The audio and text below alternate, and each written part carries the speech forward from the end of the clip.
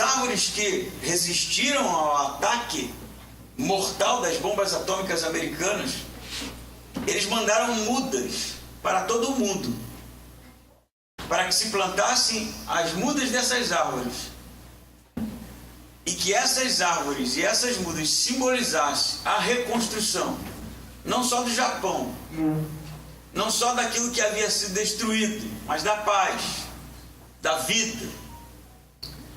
E é justamente o tema da nossa conversa hoje aqui, é a reconstrução da vida. Porque Deus, me parece, se revelar a nós como alguém que tem enquanto sua característica, seu atributo, ser um reconstrutor, um restaurador. Por isso eu convido você a abrir a sua Bíblia no Evangelho de Marcos, para que nós possamos ler a partir do capítulo 2, um texto tão conhecido nessa noite. Não conhecido nessa noite, mas acompanhado comigo nessa noite, um texto tão conhecido. Fica mais claro assim, né? Marcos capítulo 2, a partir do versículo 1, que diz assim: alguns dias depois, Jesus entrou outra vez em Cafarnaum e souberam que ele estava em casa. Muitas pessoas reuniram-se ali a ponto de não haver lugar nem mesmo diante da porta, e ele lhes anunciava a palavra. Então chegaram alguns homens, trazendo-lhe um paralítico carregado por 4 deles. Impedidos de aproximar-se dele por causa da multidão, removeram parte da cobertura da casa, abrindo passagem pelo teto acima do lugar em que Jesus estava. Então baixaram a maca em que o paralítico estava deitado. Vendo-lhes a fé, Jesus disse ao paralítico: filho, os teus pecados estão perdoados. Estavam sentados ali alguns escribas que pensavam no coração: por que esse homem fala dessa maneira? Ele está blasfemando. Quem pode perdoar pecados senão um só, que é Deus? Mas Jesus logo percebeu em seu espírito que eles pensavam assim no íntimo e perguntou-lhes: por que pensais desse modo no coração? O que é mais fácil dizer ao paralítico: os teus pecados estão perdoados, ou levanta-te, toma a tua maca e anda? Mas para que saibais que o Filho do Homem tem autoridade para perdoar pecados na terra, disse ao paralítico: eu te digo, levanta-te, toma a tua maca e vai para casa. Então ele se levantou e, pegando logo a maca, saiu à vista de todos, de modo que todos ficaram maravilhados e glorificaram a Deus, dizendo: nunca vimos coisa igual. Amém? Jesus está aqui depois de uma série de curas e momentos de ensino ao povo, voltando para o que diz o texto, uma casa justamente em Cafarnaum. O texto vai dizer que ele voltou de Cafarnaum para Cafarnaum e estava em casa. E aqui vale a pena dar uma parada para se perguntar que tipo de casa é essa, se Jesus tinha uma casa em Cafarnaum. Mas nós sabemos, à luz dos evangelhos, que a casa de Jesus ficava em Nazaré. Então provavelmente depois de todo esse momento ou essa pausa, né, em uma trajetória de ensino, de expulsão dos demônios, de milagres que acontece desde o capítulo 1 em diante, Jesus para em uma casa que provavelmente era a casa de Pedro, como afirmam os estudiosos. Então, provavelmente essa casa em que Jesus para aqui em Cafarnaum é a mesma casa em que ele havia curado a sogra de Pedro, que está narrado no capítulo anterior. A questão é que os moradores de Cafarnaum, depois de terem visto os milagres de Jesus, depois de terem visto Jesus expulsar demônios, depois de terem visto as curas, os sinais, o conteúdo do ensino religioso de Jesus, eles se apinham para ouvi-lo. A casa provavelmente era uma casa simples, pequena, casa de gente pobre, porque ela tinha a porta dando para a rua. Jesus estava dentro da casa ensinando, as pessoas se aglomeraram, se apinharam, de maneira a não ter como ultrapassar aquela multidão. É isso que o escritor vai dizer para a gente no versículo 2. Muitas pessoas reuniram-se ali, a ponto de não haver lugar nem mesmo diante da porta, e ele lhes anunciava a palavra. O escritor Marcos não nos diz que palavra Jesus estava anunciando ali, ou qual o conteúdo do ensinamento de Jesus, mas ele me parece ter a intenção, como todo o evangelho de Marcos, de mostrar a divindade de Jesus, de mostrar o poder de Jesus sobre as doenças, sobre os demônios, de mostrar de fato que Jesus era o Filho de Deus, o enviado aos homens. Por isso ele não se importa, ou não é detalhista nesse sentido de dizer qual o conteúdo ou o que Jesus ensinava ao povo. Mas o fato é que, diante daquela cena em que as pessoas estavam aglomeradas ali, né, a ponto de não ter como ultrapassar a multidão, como diz o escritor, chegam alguns homens no versículo 3, trazendo um paralítico, carregado por 4 deles. Um paralítico era alguém, né, que não tinha movimento. A gente não sabe a causa da paralisia desse homem, mas é fato que ele precisava ou ele dependia de outros. O escritor diz que ele vem carregado, não é? Na verdade, posterior a esse momento, que é quando Jesus cura, diz que ele pega o seu leito, em algumas versões o seu catre, mas provavelmente era uma espécie de esteira que era usada para tudo para aquele homem, porque ele não andava, ele não se movimentava, e ele provavelmente passava o dia deitado naquele lugar pedindo esmolas, ou pelo menos em uma posição em que as pessoas pudessem ajudá-lo. Ele dependia de outras pessoas, dependia justamente dessas aqui que estão carregando ele. Eles querem levar o paralítico, né, até Jesus, mas eles não conseguem, justamente por causa da multidão que impede a passagem, né? Ninguém queria ali deixar o homem se aproximar de Jesus. Isso me lembra até o metrô no Rio de Janeiro. Porque o metrô no Rio de Janeiro tem um determinado momento do dia em que, quando o metrô para na estação, cheio, as pessoas não saem da frente para você passar. São Paulo também é assim, Patrícia, você fez, né? Não saem, simplesmente não saem.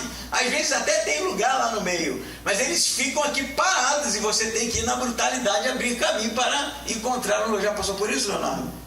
Inúmeras vezes, né? A educação carioca é uma coisa maravilhosa. Mas me parece não diferir muito da educação do judeu aqui no episódio, porque tem um aleijado sendo carregado. Eles querem levar até Jesus porque eles sabem das curas de Jesus, eles ouviram falar, senão foram testemunhas oculares dos sinais que Jesus já havia realizado em Cafarnaum, mas a multidão não deixa. A multidão está ali abarrotada, não tem como passar. Então eles têm a seguinte ideia: vamos por cima. Provavelmente essas casas, né, elas possuíam escadas laterais, e assim diz os comentários. E eles subiram por essas escadas laterais. Se não tivesse uma escada, provavelmente arrumaram uma escada para subir e fizeram um buraco no telhado. O telhado não era um telhado como é hoje, né, mas eram galhos entrelaçados, coberto de provavelmente argila, né? Betume, alguma coisa nesse sentido, com palhas, que fazia aquela espécie de cobertura que provavelmente teria que sofrer reparo de tempos em tempos, né? Eu não sei se foi fácil abrir um buraco naquele telhado, não sei se foi difícil abrir um buraco naquele telhado, mas provavelmente o dono daquela casa não ficou muito feliz, porque tinha um buraco na sua sala, e enquanto Jesus estava ali ensinando, provavelmente parou tudo, porque a terra deveria estar caindo em cima das pessoas.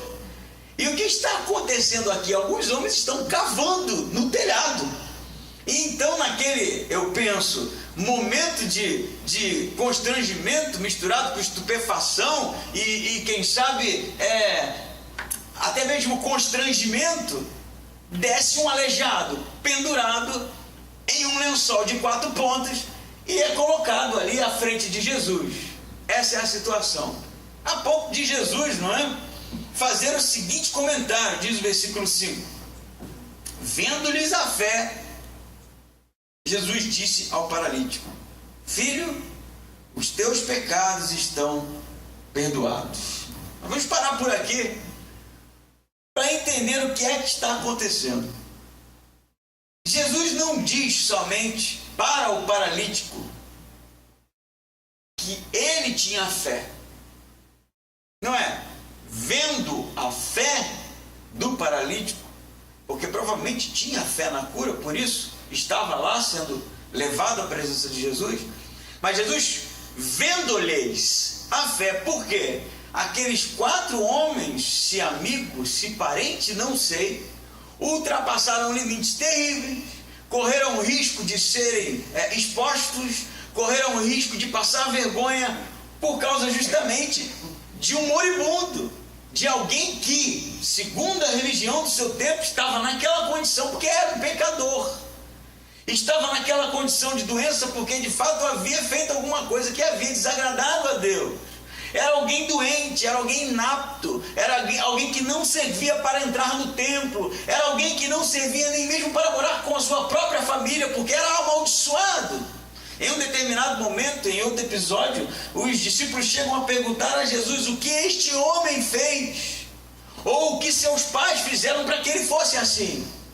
Porque havia de fato essa mentalidade que o problema físico, principalmente, era fruto de pecado, era fruto de uma conduta, quem sabe, ou dos pais, ou mesmo da pessoa, que era contrária a toda a crença, toda a religião, toda a concepção de santidade daquele tempo. Mas esses 4 homens estão se expondo, porque eles estão carregando um impuro, estão carregando um pecador, estão carregando alguém que não vale a pena para a religião daquele tempo, a ponto de Jesus dizer que eles tinham fé. Interessante aqui, você tem nesse primeiro momento 2 grupos aqui. Vendo-lhes a fé, os que possuíam fé, os que ultrapassavam limites, os que avançavam apesar das dificuldades, aqueles que não estacavam diante de uma multidão estagnada, e a própria multidão, que era um impedimento, que era algo que estava entre aquele que tinha fé e Cristo. Quem era a multidão? Para que você não ache que eu estou fabricando aqui. A multidão ela era composta de inúmeras pessoas. Dentre essas muitas pessoas, os escribas, que nos causa estranhamento estarem justamente numa casa de pessoas simples. Escribas não frequentavam esses lugares. Escribas não ficavam na casa de pobres. Fariseus muito menos. E se você der uma lida no Evangelho de Lucas, você vai ver que esses homens são enviados justamente dos doutores da lei, dos líderes religiosos, para investigarem a Jesus. Eles estão aqui não porque eles querem aprender, mas porque eles querem, na verdade, sondar que tipo de conteúdo, que tipo de ensinamento, que tipo de cura é aquela que ele está fazendo. A multidão aqui é composta não só desses que querem acusar Jesus, que querem pegar Jesus em uma fragilidade, mas de curiosos também. Daqueles que viram ou ouviram falar e que agora se aproximaram para saber do que se tratava. A multidão também é feita provavelmente daqueles que estavam buscando, quem sabe, a realização de um problema pessoal, como é o caso deste homem. Mas o que eu sei do texto é que a multidão era insensível ao problema do aleijado. Tanto que ninguém fez questão de sair da frente para que ele fosse levado até os pés de Jesus. E a minha pergunta é, se você tem de um lado aquele que é o impedimento para a fé genuína, aquele que é o impedimento para se alcançar a atenção, quem sabe, de Cristo, aqueles que são o impedimento para a cura, aqueles que são o impedimento para uma aproximação de Jesus, estão em contraste com aqueles que têm uma fé a ponto de ultrapassar os limites, ultrapassar as barreiras. Se há 2 grupos aqui, a minha pergunta é óbvia: quem somos nós? Se somos multidão, que é, na verdade, tratada em todo o Novo Testamento como algo negativo. A multidão não tem nome, a multidão não tem cara, a multidão não tem característica, a multidão não é nada a não ser uma massa corporal de pessoas. A multidão não representa o Evangelho, a multidão não representa a genuinidade, a multidão não representa a verdade, a multidão está sempre no contraponto daquilo que Jesus ensina, daquilo que Jesus faz, daquilo que Jesus é. Ela é o impedimento para o reino de Deus. Porque o caminho é estreito, meu amigo, e não há lugar para a multidão. Há lugar para aqueles que possuem uma fé que ultrapassa as limitações humanas. Eu penso ser esse quem somos, pelo menos eu espero. Que no momento de dificuldade, que no momento de fraqueza, que no momento de fragilidade, que no momento de tempos difíceis, que no momento de limitação, nós possamos possuir ou sermos aquele que guarda ou que manifesta um conteúdo como a fé desses homens. Que pensa comigo, não olham só para frente, mas olham para cima. Olham para cima. Eu penso que a gente muitas vezes trava na caminhada cristã, que a gente só olha para frente, que a gente só vê problema, que a gente só vê tristeza, que a gente só vê sofrimento, que a gente só vê falha, e a gente deixa de perceber que Deus está colocando para nós alternativas. Não alternativas à fé cristã, mas alternativas para a fé cristã, para que a gente de fato possa crescer, avançar. Mas a multidão não é assim. A multidão ocupa o lugar daquele que deveria estar. A multidão ela é justamente aquilo que está entre Jesus e os que têm fé. A multidão é aqueles que param na porta, que impedem um avanço. Você sabe, se ao mesmo tempo nós precisamos ser aqueles que têm fé, aqueles que avançam, aqueles que não se limitam, por outro lado, nós não podemos ser aqueles que impedem. Não podemos ser impedimento. Não podemos ser aqueles que estão atrapalhando. Não podemos ocupar a cadeira daquele que de fato precisa ouvir que Jesus é o Senhor. Porque muitas vezes é isso que acontece.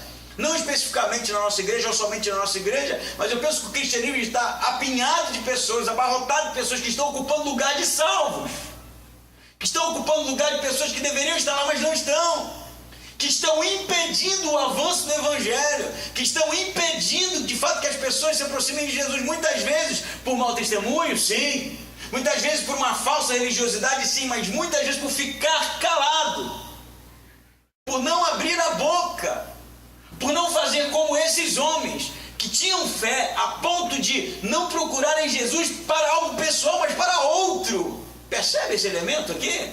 Não é para eles. Não eram 4 paralíticos. Era um. Mas tinham 4 homens que tinham uma fé a ponto de Jesus fazer a cura, que estavam preocupados com a salvação daquele paralítico. Isso que é nobre aqui.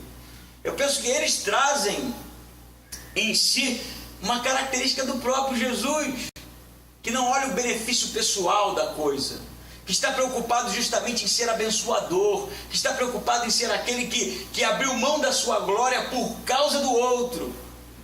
A característica desses homens é magnífica, por isso que o texto diz, vendo-lhes a fé. Que fé que eles tinham? Qual era a fé que eles tinham? A fé que fazia com que eles colocassem a cara a tapa, se expusessem, pagassem mico, quem sabe até se endividassem para consertar aquele telhado posteriormente, por causa de alguém. Precisava estar com Jesus. Quem você é? Quem você é? A gente precisa fazer essa análise todo dia. Todo dia. Será que eu sou impedimento para o avanço do reino de Deus? Porque o meu cristianismo é inútil, porque o meu cristianismo é raso, porque o meu cristianismo é o cristianismo da massa, não tem cara, não tem identidade, não tem nome. Ou será que eu sou justamente aquele que carrega o outro em nome da fé para a salvação? Amém? O texto fala mais, não é? Quando eles colocam um paralítico lá, os escribas agora, né? Agora a gente quer ver. Tá falando, né? Tá cheio dos mimimi, cheio das interpretações, né? Cheio dos conhecimentos. Meteram um paralítico aqui, cara. E um paralítico provavelmente era alguém conhecido na cidade. Pedia esmola ali, não sei se de nascença, não sei se caiu, quebrou o pescoço, não tenho a menor ideia, mas era alguém dependente. era alguém conhecido. Não era ali o vídeo da igreja evangélica do Triângulo Redondo que ninguém conhece, foi lá, levantou a mão, falou que ficou curado. Não, era conhecido. O cara não se movia. E agora as atenções, né, estão voltadas para isso. Que situação. Vamos ver o que ele vai fazer agora, né? Então Jesus, né, diante de todos, vendo aquela situação, tudo parou. O paralítico está ali exposto, todo mundo olhando, provavelmente os quatro olhando do buraco, né? Vamos ver o que vai dar agora esse negócio, se valeu a pena mesmo. Então Jesus olha para aquele homem e diz: filho, os teus pecados estão perdoados. Os escribas falam: pera lá, velho, aí não. Não falei, bicho. Isso é uma conversa. Eles estão pensando, né? O escritor revela para a gente o conteúdo do pensamento deles, embora o Evangelho diga para a gente que Jesus, em seu espírito, sabe o que eles estão arrazoando em seus corações. E o pensamento deles é assim: que malandro, bicho, ó. Ele, ao invés de curar, né, para todo mundo ver que ele é de fato quem ele diz ser, ele manda esse caô, né? Essa conversa. Perdoados estão os teus pecados. Não dá para a gente saber se isso aí valeu ou não valeu, e afinal de contas, segundo a teologia que eu defendo, né, só quem pode perdoar pecado é Deus. Eles chegam a uma conclusão: é um blasfemo. E blasfêmia, meu amigo, a condenação era morte, apedrejamento. Pensa na coisa aqui. Eles estão no estágio inicial ainda, que é justamente o período em que eles estão arrazoando em seus corações. No segundo momento, no próprio Evangelho de Marcos, eles já começam a questionar os discípulos. Depois eles começam a questionar o próprio Jesus, que termina em cruz. Aqui já é, né, eu diria ali, o fundamento da coisa, né? O elemento principal. Ele é um falsário. Isso é mentira. Ninguém pode perdoar pecados. Ele está falando isso porque todo mundo sabe que é um aleijado. Todo mundo sabe que é esse paralítico. Todo mundo sabe que ele não pode curar. Mas tem um elemento aqui, a gente sabe que o homem vai ser curado, porque o escritor mesmo nos revela isso, que é a pergunta de Jesus. Diz o versículo 8, que Jesus diz assim: mas Jesus logo percebeu em seu espírito que eles estavam assim no íntimo, e perguntou-lhes: por que pensais deste modo no coração? O que é mais fácil dizer ao paralítico: os teus pecados estão perdoados, ou levanta-te, toma a tua maca e anda? Pergunta de Jesus para eles. Jesus sabe o que eles estão pensando. Se Jesus conhece os pensamentos ou percebe na expressão daqueles homens, não sei, não me importa, ele sabe. E ele faz uma pergunta para eles, ele os confronta: o que é mais fácil para vocês? Vocês são estudiosos, né? O que é mais fácil? Dizer que os pecados estão perdoados ou fazer ele andar? Porque Jesus sabe que na cabeça deles só Deus perdoa pecados. Só Deus perdoa pecados. Na cabeça deles, dizer perdoados estão os teus pecados era muito mais fácil do que curar o homem. A gente vai responder ao questionamento de Jesus aqui, mas tem uma coisa que é interessante, que é quando o paralítico é trazido à presença de Jesus, a palavra no grego que Jesus usa para se referir ao aleijado é teknon, que não é filho, como um mestre fala para alguém que está, um estudante, alguém que está estudando, mas é criança. A expressão tem essa conotação de alguém que é dependente, de alguém que eu diria, frágil, de alguém que precisa de carinho. Sabe como é que quando a gente fala com uma criança assim, amorzinho, né? Eu trato meu filho assim: cadê o amorzinho? Ele fala: não sou amorzinho, eu sou um menino, né? Que amorzinho para ele é uma coisa muito frágil, mas é isso mesmo que eu quero falar para ele. Ô amorzinho, vem cá, né? Ô gracinha do papai, né? Porque eu sei que ele precisa de suporte, né? Essa intenção que eu quero colocar quando eu falo com ele desse jeito é a mesma que Jesus usa para aquele homem. Filhinho, amorzinho, perdoados estão os teus pecados. E a minha pergunta para você é a mesma de Jesus: o que é mais fácil? Jesus perdoar os seus pecados ou curar as suas doenças? O que você acha que é mais fácil? Você sabe o que Jesus quer dizer quando ele diz: filhinho, os teus pecados estão perdoados? Sabe o que isso significa? Não significa que ele estala o dedo e magicamente os pecados são perdoados, não. Não é isso. Não significa que Jesus é uma borrachinha que usa o seu poder para fazer com que tudo desapareça. As transgressões estão lá, as ofensas estão lá, a imoralidade está lá, o pecado está lá. A questão é que toda vez quando Jesus diz no Novo Testamento: filho, os teus pecados estão perdoados, é porque ele está tomando os pecados sobre si, é porque ele irá carregá-los na cruz, é porque ele irá padecer no madeiro por amor. Por isso, filhinho, por isso, meu filho, os teus pecados serão carregados por mim. Você sabe por quê? Porque aquele homem não padecia só de uma doença física, não. Porque ele sabia que para a sociedade ele tinha um pecado, ele não era amado por Deus.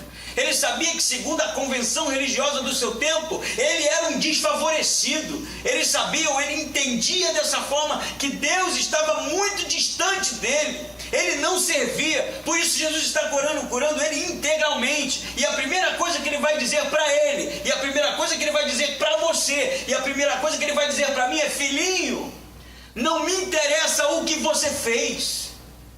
Os seus pecados serão levados sobre mim e eu te perdoo. Amém? É isso. Ele não está falando para tirar onda. A pergunta dele é seríssima, porque não é fácil perdoar pecado. Eu posso dizer que a maior dívida já paga em todo o universo. Um Deus santo, incorruptível, puro, vai padecer no nosso lugar. É isso que ele está dizendo: filho, os teus pecados estão perdoados. É isso que ele diz para a gente o tempo todo: filho, os teus pecados estão perdoados. A gente precisa aceitar de uma vez por todas que nós fomos perdoados. Perdoados. E isso é suficiente. E isso é suficiente. Estava compartilhando uma história aqui na escola bíblica. Conversei até com o André isso ontem. O pastor Jairo estava conversando comigo que essa semana, lá na Bahia, ele conheceu um casal de crentes. E na conversa, o marido se mostrou preocupado e contou a história da sua vida. Disse que há um período atrás, alguns anos atrás, não sei se 4 ou 5 anos atrás, um homem embriagado perdeu a direção do seu carro, que ele dirigia, e atropelou o seu filho de 5 anos. E aquela criança morreu. Desde então começou uma batalha nos tribunais para condenação, que a gente sabe que não é fácil. 5 anos se passaram e ele diz: eu não quero mais isso, mas a minha esposa está obstinada em condenar aquele homem e levar aquele homem à justiça. Ele disse mais, ele disse: ela está levando a igreja para o julgamento, ela está fazendo com que a igreja interceda para que haja justiça, para que aquele homem fosse condenado. E o Jairo me contou que ouviu aquilo meio tonto, porque ele se colocou no lugar daqueles pais, tendo um filho atropelado por alguém irresponsavelmente embriagado. E ele disse para aquele homem assim: se eu estivesse no seu lugar naquele momento, eu teria matado ele. Certamente, eu teria matado ele. Mas 5 anos depois, pensando bem sobre este assunto, que Deus quer de nós, que nós perdoemos. E já disse mais. Ele disse assim: se fosse Jesus, ele iria perguntar quanto custou para arrumar o carro e pagaria. Porque ele não olhou para as nossas boas obras, ele não olhou para o quão bonzinhos nós somos, ele não olhou para a quantidade de benfeitos que a gente acumula, ele não olhou para a nossa performance religiosa, ele não olhou para o tanto de conhecimento que a gente tem. Ele nos amou. Nos amou. Por isso ele diz para aquele homem: filhinho, os teus pecados estão perdoados. E isso basta. Aquele homem se sente amado por Deus agora. Aquele homem sabe que Deus o ama, sabe que Deus se importa, sabe que Deus cuida dele. Mas Jesus não termina aqui. Ele diz: mas para que saibais que o Filho do Homem tem poder para perdoar pecados, levanta, toma teu leito e vá para a tua casa. Não é isso que diz no versículo 10? Mas para que saibais que o Filho do Homem tem autoridade para perdoar pecados, disse ao paralítico: eu te digo, levanta-te, toma a tua maca e vai para casa. Então ele se levantou e, pegando logo a maca, saiu à vista de todos, de modo que todos ficaram maravilhados e glorificaram a Deus, dizendo: nunca vimos coisa igual. Você sabe o que é interessante aqui? Não, tudo é interessante, eu penso, mas nessa porção do texto, Jesus mostra para aqueles homens que ele perdoa pecados e tem poder para isso. E ele, eu diria, dá justamente o carimbo de que tem poder para fazê-lo, curando. Que aí ele cala a boca de todo mundo, né? Porque se os caras questionarem em algum momento que tipo de homem ele pensa que é, como assim ele vai perdoar pecados? Ele fala: vocês sabem que eu tenho poder para isso? Levanta, toma tua maca e vá para tua casa. E o cara levanta e fica curado na frente de todo mundo. E aí quem vai falar alguma coisa depois disso? Mas as palavras de Jesus, elas são interessantes, porque ele diz: eu te digo, ele ordena, não é? Levanta-te, toma a tua maca. Ele fala: e anda. O que ele diz na sua Bíblia? Vai para onde? Para casa. Sabe qual é a palavra para casa? Oikos. Não é ir para casa como um endereço. Ir para a sua família. Voltar para de onde você saiu. Voltar para o lugar de onde te rechaçaram. Voltar para o lugar onde não te querem mais. Voltar justamente para aquele lugar que ele achava inapto de estar, porque ele se sentiu um pecador. Por isso a restauração de Jesus. Levanta, ele não só cura aquele homem de maneira teológica, de maneira emocional, mas ele restabelece justamente o relacionamento de um homem que estava afastado dos seus queridos, dos seus amados. Ele restabelece de novo aquela família. Levanta, toma teu leito e vá para casa. Mostre para eles que você é amado por Deus. Mostre para eles que você foi perdoado por Deus. Mostre para eles que você de novo é um homem íntegro. Que você é alguém que pode estar no templo com eles. Você pode adorar com eles. Sabe por quê? Porque Jesus não é aquele que causa doença. Jesus não é aquele que pune as pessoas. Jesus não é aquele que está preocupado em ser um algoz. Deus não é aquele que justamente aperta como se estivesse matando formigas os pecadores. Jesus é aquele que trabalha com o sofrimento, não que gera o sofrimento. Jesus é aquele que restaura. Jesus é aquele que reconstrói.